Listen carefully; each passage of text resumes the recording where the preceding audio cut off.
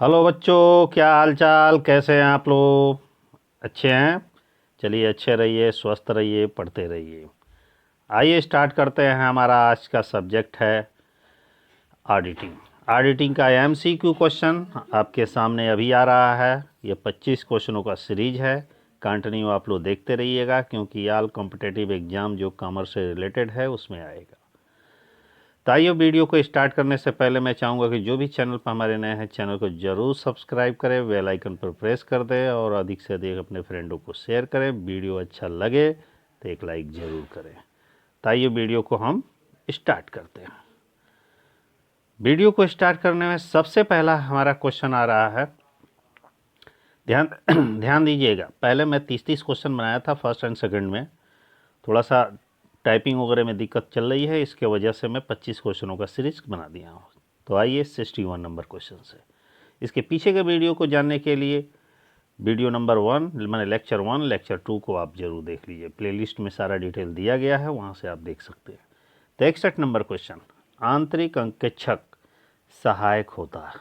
प्रश्न हमारा है कि आंतरिक अंकेक्षक सहायक होता है। किसके लिए सहायक होता है? गहन अंकेक्षण में, वैधानिक अंकेक्षण में, आंतरिक जांच में और त्रुटियाँ योग कपट को रोकने के लिए। तो इसमें से आंतरिक अंकेक्षक बता दें आपको कि किसके लिए होता है? गहन जांच के संबंध में होता है। तो क्वेश्चन नंबर हमारा 62 है कि निम्नलिखित में से किस प्रकार की संस्थाओं में एक स्वतंत्र वित्तीय अंकेक्षण कानून अनिवार्य है? मतलब कि कौन सी ऐसी संस्था है या किस प्रकार की संस्था है जिसमें एक स्वतंत्र वित्तीय अंकेक्षण कराया जाता है। ठीक है,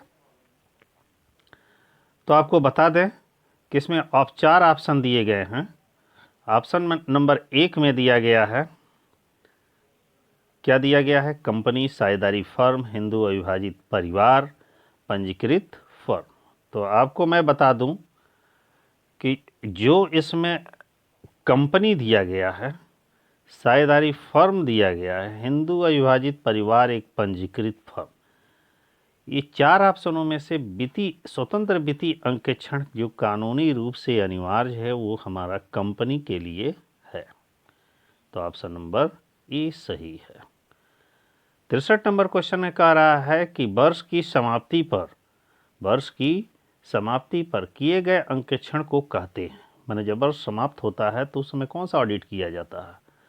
तो देखिएगा, यहाँ पे स्क्रीन पे आपका दे रहा है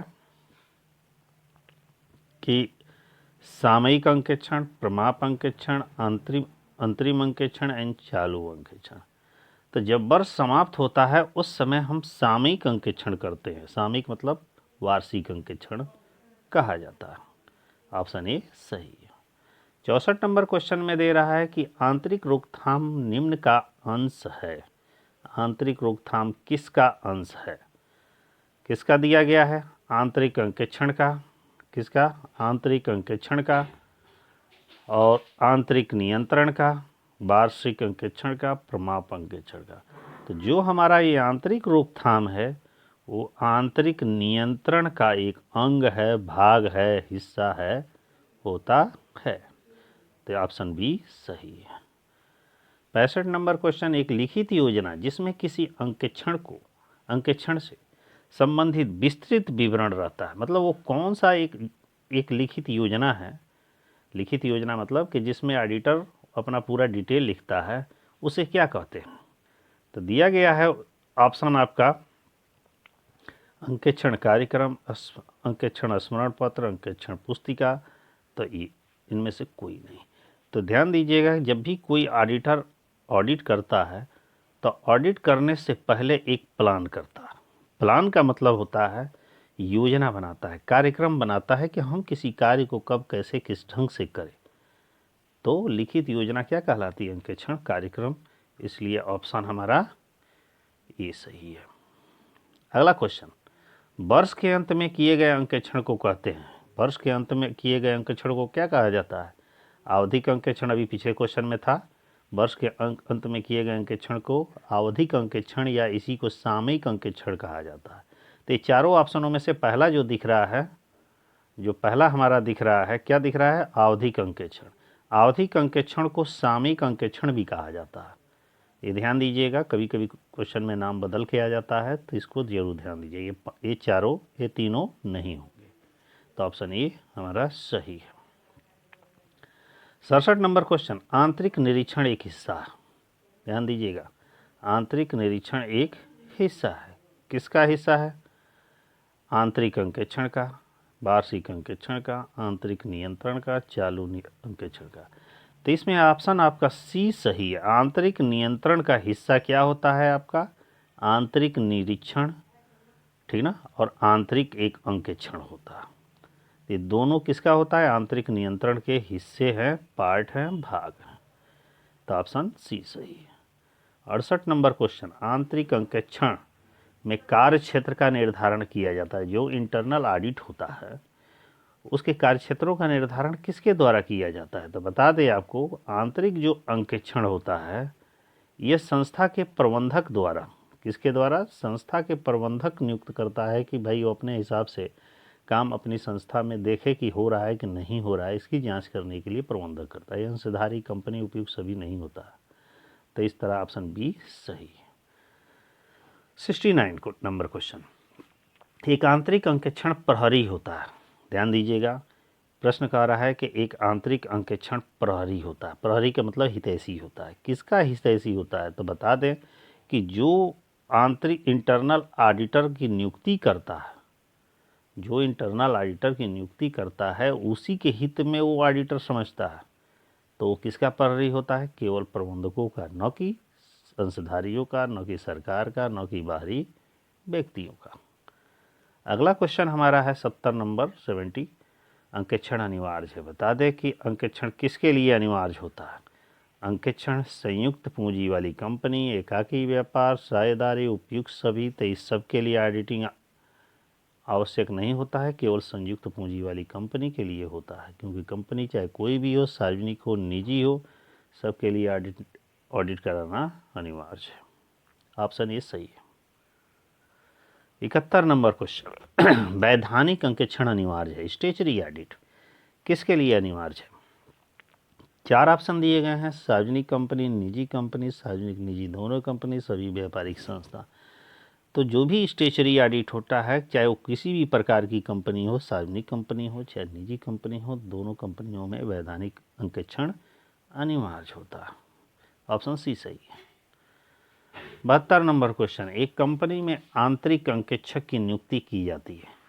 मान लीजिए किसी भी कंपनी में 2 तरह के ऑडिटर होते हैं, इंटरनल ऑडिटर और एक्सटर्नल ऑडिटर। तो जो इंटरनल ऑडिटर है उसकी नियुक्ति किसके द्वारा की जाती है? संचालक मंडल द्वारा, केंद्र सरकार द्वारा, कंपनी निबंधक द्वारा, अंशधारियों द्वारा। तो इंटरनल ऑडिटर की नियुक्ति संचालक मंडल के द्वारा की जाती है। यदि यही कंपनी के बाह्य अंकेक्षक रहता तो वहाँ अंशधारियों द्वारा इसकी नियुक्ति की जाती है। यहाँ पे ऑप्शन संचालक मंडल द्वारा, ऑप्शन ए सही है। ठीक है, तो आगे बढ़ते हैं। 73, निरंतर अंकेक्षण। निरंतर अंकेक्षण विशेषतः आवश्यक है। कंटिन्यू ऑडिट किसके लिए आवश्यक है?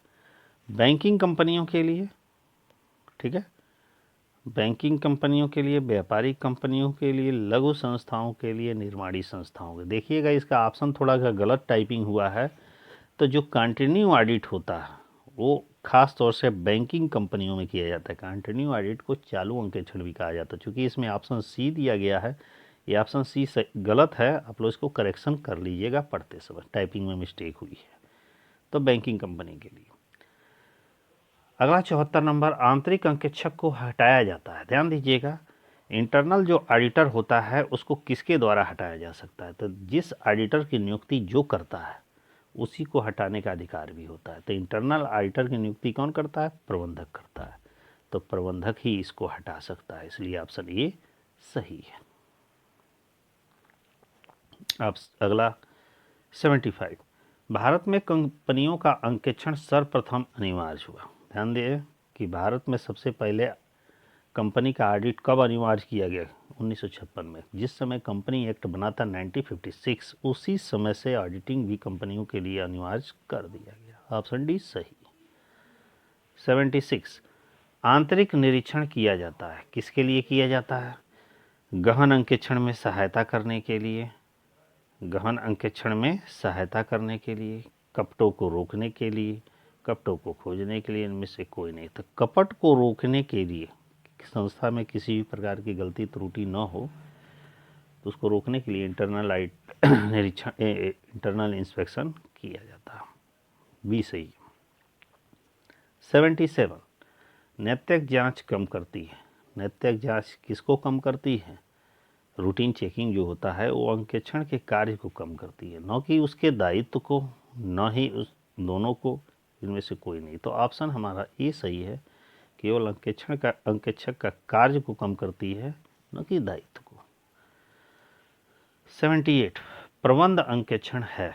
क्या है प्रबंध अंकेक्षण? क्या होता है? वैधानिक है? नहीं है, नहीं ना है। ऐच्छिक है? हाँ ऐच्छिक है। अनिवार्य है? नहीं है, ये नहीं है। इसके मतलब ये हुआ प्रबंध जो अंकेक्षण है ये संस्थाओं के लिए अनिवार्य नहीं होता है, ये ऐच्छिक होता है। चाहे तो करा सकता है संस्था, चाहे न कराए। ऑप्शन बी सही है। अगला है 79 नंबर क्वेश्चन हमारा। 79 हमारा क्वेश्चन दे रहा है कि धारा 44 ए बी के अंतर्गत हिसाब किताब का अंकेक्षण अनिवार्य है यदि कुल बिक्री अधिक हो। मैंने धारा 44 ए बी के अंतर्गत किसको अंकेक्षण कराना, ऑडिट कराना अनिवार्य है? तो ऑप्शन दिया गया है कि यदि उसकी बिक्री हो, मैंने उतना या उससे अधिक हो, 30 लाख रुपए से अधिक, 40 लाख रुपए से अधिक, 50 लाख रुपए से अधिक, 70 लाख रुपए से अधिक। तो आपको बता दें कि 40 लाख रुपए से जिसका टर्नओवर, सेलिंग टर्नओवर अधिक होता है, उसको ऑडिट कराना अनिवार्य होता है। जिससे कम वालों को जरूरी नहीं है, चाहे तो करा सकते हैं, चाहे न कराएं। बी ऑप्शन सही है। 80 नंबर क्वेश्चन, अंकेक्षण रिपोर्ट देता है। अंकेक्षण रिपोर्ट में क्या देता है?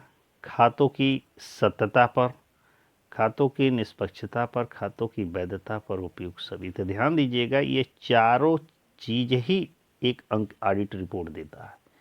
बताता है कि खाते सत्य है, ये भी बताता है खाते निष्पक्ष भाव से तैयार किए गए हैं, ये भी बताता है खाते एक लीगली समय के लिए बनाए गए हैं। तो चारों ऑप्शन सही, ऑप्शन डी सही है।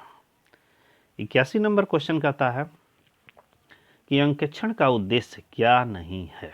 अंकेक्षण का उद्देश्य क्या नहीं है? ध्यान दीजिएगा, मूल प्रविष्टियों का अवलेखन करना ये अंकेक्षण का उद्देश्य नहीं है, न ही पूछ रहा है। वित्तीय विवरणों का सत्यापन करना, सत्यापन करता है अंकेक्षण। त्रुटियों का भी पता लगाता है, धोखाधड़ी का भी पता लगाता है। देखिएगा, मूल प्रविष्टियों का मतलब जो मेन एंट्रियां होती हैं, यह कार्य ऑडिटिंग में नहीं किया जाता है, क्योंकि ऑडिटिंग में उसकी जांच की जाती है, न कि लेखे लिखे जाते हैं। तो ये ऑप्शन सही है। अगला 82 नंबर, प्रमाणन का उद्देश्य होता है। प्रमाणन का क्या उद्देश्य होता है?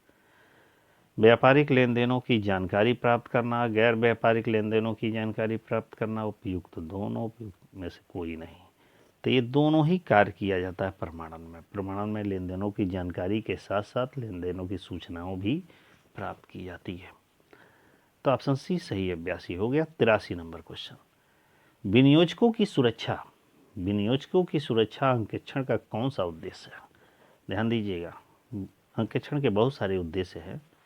तो विनियोजकों की सुरक्षा अंकेक्षण का कौन सा उद्देश्य है? सामाजिक, आर्थिक, प्राथमिक और सहायक। विनियोजकों की सुरक्षा करना अंकेक्षण का दूसरा उद्देश्य होता है। पहला तो उसका जांच करना, उसके खातों की सत्यता को प्रमाणित करना होता है। तो ऑप्शन डी सही है। 84 नंबर क्वेश्चन, निम्नलिखित में से किसे अंकेक्षण की रीढ़ की हड्डी कहा जाता है? ध्यान दीजिएगा, अंकेक्षण की रीढ़ की हड्डी, जिस तरह मानव शरीर की रीढ़ की हड्डी है जिस पर पूरा ढांचा निर्भर है, उसी तरह इसमें से एक ऑप्शन ऐसा है जिस पर ऑडिट निर्भर है। नैतिक जांच, आंतरिक रोकथाम, सत्यापन और प्रमाण। तो बता दें आपको, प्रमाणन ही ऐसा है, बाउचिंग ही काम ऐसा है। प्रमाणन को बाउचिंग कहा जाता है, इसे अंकेक्षण की रीढ़ की हड्डी कहा जाता है। तो ऑप्शन डी सही है। 75 नंबर क्वेश्चन कह रहा है अंकेक्षण प्रमुख उद्देश्य है। मैंने अंकेक्षण का प्रमुख उद्देश्य है, क्या उद्देश्य है? पहला ऑप्शन दे रहा है त्रुटियों का पता लगाना है, कपटों का पता लगाना है, लाभ खाता हुआ आर्थिक चिट्ठे की सही स्थिति प्रदर्शित करना, त्रुटियों कपटों का पता लगाना। तो इसमें बता दें कि अंकेक्षण में खातों की सत्यता की जांच की जाती है, जिसमें लाभन खाता और आर्थिक चिट्ठा सही है या नहीं है, ये वास्तविक स्थिति को प्रकट करते हैं या नहीं करते हैं, इसलिए ऑप्शन सी सही है। तो इसी तरह हमारा 25 क्वेश्चनों का ये सीरीज कंप्लीट होता है। एक बार और कि वीडियो हमारा कैसा लगा, ये लाइक के माध्यम से आप लाइक और कमेंट करें। और एक बार बाबू और कहना मैं चाहूँगा कि जो भी वीडियो हमारा देख रहे हैं सब्सक्राइब जरूर करें और बेल आइकन पर प्रेस कर दें और अपने फ्रेंडों में भी शेयर करें। ये छोटा छोटा मल्टीपल क्वेश्चन आज थोड़ा थोड़ा तैयार कर रहे हैं ताकि आगे के लिए आप काफ़ी उपयोगी होगा। हर एक कॉम्पिटिटिव एग्ज़ाम जो कॉमर्स से रिलेटेड है उसमें उपयोगी होगा। तो okay, thank you for watching my videos. धन्यवाद। नेक्स्ट वीडियो में हम नेक्स्ट डे मिलते हैं, तब तक के लिए बाय।